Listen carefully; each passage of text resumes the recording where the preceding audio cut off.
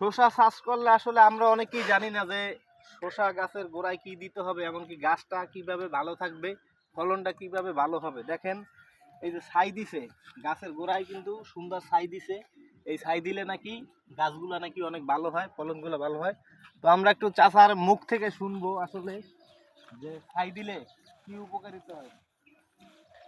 চাচা, এই যে গাছের গোড়ায় যে ছাই দিছেন, আসলে ছাই দিলে উপকারটা কি আপনি যদি একটু বলতেন।